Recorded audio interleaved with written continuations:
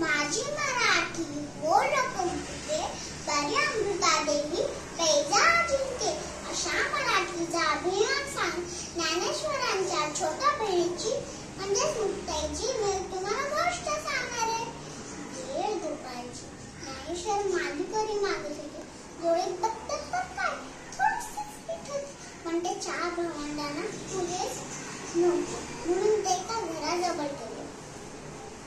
ओम शाम देही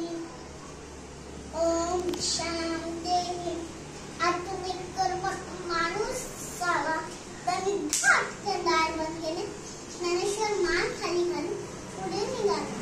पुन्हा तिथं कर्मठ माणसाने दार उघडले आणि म्हणाले, ए परा इकडे सगळ्याचा धप वाटणार ये तुला मुष्ट पाहिजे ती म्हणून त्यांच्या डोळे मातीच टाकली. पुन्हा ज्ञानेश्वर मान खाली घालून पुढे निघाले. तर पुन्हा त्या कर्मठ माणसाने ज्ञानेश्वर डोळे खेचली. भाकऱ्या म्हणून त्यांचे डोळे शाळांच्या गवऱ्यात टाकल्या. ज्ञानेश्वर मान खाली घालून पुढे निघाले. संध्याकाळ झाली. तिथे मुक्ताईने विठ्ठलाच्या मूर्तीजवळ स्नान घातलं. ही मूर्ती म्हणजेच तिच्या आई बाबांची आठवण. तिने हात जोडून रामकृष्ण बोलू लागली. इतक्यात तिला आपल्या भावंडांची सावध लागली. ते पटकन रामकृष्ण आटपले आणि आपल्या भावंडांसाठी पानं मांडू लागली. सोपान आणि मूर्ती येऊन बसले. मुक्ताईने विचारले, हे काय तुम्ही दोघीच कसे? ज्ञानदाता कुठे आहे? सोपानाने उत्तर दिले. तो म्हणतो, मला भूक नाहीये. भूक नसेल काय झाले? मी बनवणार असं म्हणून मुक्ताई खोपटात गेली. हे खोपट म्हणजे ज्ञानदादाची एकांत जागा. गवत असले जागेवर त्यात लहरी त्यात जाऊन बसायचा. ज्ञानदादा टाटी उघडणारे नाही. अगं बाई, ज्ञानदादी जेवढी तर इथे दिसते बघू. या झोळीत तर माती आणि शाळांच्या गौरा कोणी दृष्टाने काम केलं असेल. म्हणूनच माझ्या ज्ञानदादा दिसलं.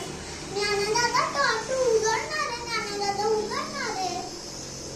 चिंता क्रोध मागे सांग टाटी उघडा ज्ञानेश्वरा. ज्ञानदादा तूच म्हणतोस ना कोणी वाईट वागलं तर त्याला क्षमा करावी. हे तूच म्हणतोस ना ज्ञानदादा. आणि तूच लागून बसला. अरे या धुळीत तर माती टाकण्याची बुद्धी तर भ्रष्ट झालीच आहे. मग तू का असं कष्ट होतोय? गवत उगवतं तिथे तोंडे असायचे. फुले फुलतात काटे खुपायचे. केवढा फुलतो तिथे नागे निघायचे. असं मागे ज्ञानदादा. सरे जग तरी आधीसारखं दाहक झाले. ते तुम्हा संत मंडळींनी पाण्यासारखं शीतल असायला हवं. असं का रे? तुम्हाला सल्ला मंडळी खूप मोठी जबाबदारी आहे. असं का रे? दमले रे मी ज्ञानदादा. पाय दुखले माझे. तुला तुझ्या बहिणीची दया नाहीये का रे? विसरणाऱ्याला क्षमा कर या लोकांना. ज्ञानाचे दिवे लावण्यासाठी दारुगं. तुझे सामर्थ्य दाखवण्यासाठी दारुगं. हजारात सापडल्या लोकांसाठी दारू. दादा दार उघड. विश्व कल्याणासाठी घालत असलेली साथ ऐकून खडबड जागे झाले. खरं मुक्ताईने 83 अंशातला नैराश्याचा काळोख दूर केला. ज्ञानेश्वर धावत येऊन दार उघडले आणि उभे राहिल्याने मुक्ताईला उचलून घेतले. हे मुक्ते, तू आज माझी उद्यानवरती झाली. तू माझे संतान ठाई असणाऱ्या गुणांची आठवण करून आज मला विश्व कल्याणच्या कार्यात भाग घ्यायचा आहे. श्री ज्ञानेश्वर माऊली की जय.